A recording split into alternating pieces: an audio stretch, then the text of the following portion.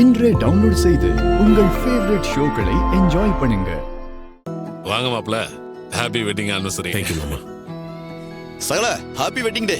Thank you. Happy anniversary. Thank you. Happy anniversary மாமா. Thank you Swathi.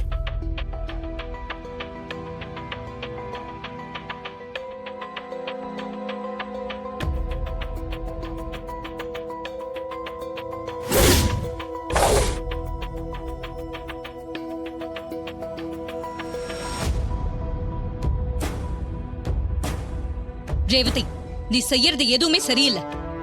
நான் என்னமா செஞ்சேன்? என்ன எதுவும் தெரியாத மாதிரி கேக்குற? இப்ப இந்த கல்யாண நாள் கொண்டாட்டம் தேவையா? நாங்க கல்யாண நாள் கொண்டாடுறதுல உங்களுக்கு என்னமா பிரச்சனை? எங்களோட முதல் கல்யாண நாள், அது சிறப்பா கொண்டாடணும்னு நினைக்கிறோம். இதுல என்ன தப்பு இருக்கு? சேர்ந்து வாழ போறவங்களா இருந்தா கல்யாண நாள கொண்டாடலாம். நீங்க 2 பேரும் தான் இன்னும் கொஞ்ச நாள்ல பிரிய போறீங்களே, அதுக்கு எதுக்கு கல்யாண நாள் கொண்டாட்டம்லாம்?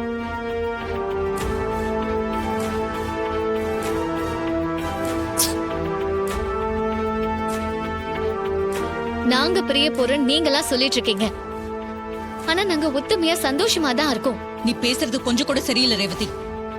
அன்னைக்கு பஞ்சாயத்துல காசு வெட்டி போட்டப்போ நீ சம்மதப்பட்டு அமைதியா தானே இருந்த. கோர்ட்ல டிவோர்ஸ்க்கு அப்ளை பண்ணப்பவும் சம்மதிச்சு சைன் பண்ணிருக்க. இப்ப அதையெல்லாம் மறந்துட்டு எப்பவும் ஒன்னா சேர்ந்து இருந்தா கோர்ட் எப்படி விவாகரத்து கொடுக்கும்? மா, விவாகரத்துக்கு ஃபோர்ஸ் பண்ணது நீங்க. டிவோர்ஸ் பேப்பர்ல நான் விருப்பப்பட்டு சைன் போடல.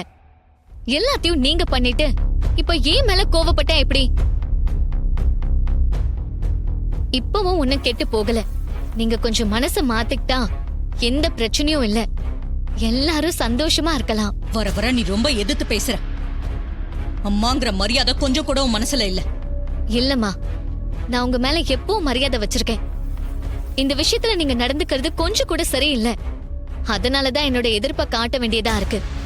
அக்கா, உன்னையும் ரேவதியும் மோத விட்டு எப்படி வேடிக்கை பாக்குறான் பாரு. இவ இங்க இருக்கிற வரைக்கும் இவ இப்படிதான் உன்னை எதிர்த்து பேசுவா. உன் பேச்சுக்கெல்லாம் கட்டுப்படவே மாட்டா. இன்னும் கொஞ்ச நாள் இவ இங்க இருந்தா நம்ம குடும்பத்தையே துண்டு துண்டா வெட்டி போட்டுருவான். ஆமா, இவ ரொம்ப நல்லவ. குடும்பத்துல எல்லாரும் ஒற்றுமையா இருக்கணும், எல்லாரும் சந்தோஷமா இருக்கணும்னு நினைக்கிறவ. பேச வந்துட்டா பாரு, வாயமுடு. அவங்க வேலையே அதானப்பா. என்னைக்காச்சும் நம்ம யாருக்காவது சப்போர்ட் பண்ணி பேசிருக்காங்களா? அம்மா கிட்ட போட்டு கொடுத்து பிரச்சனை பண்றதுதானே வழக்கமா வச்சிருக்காங்க.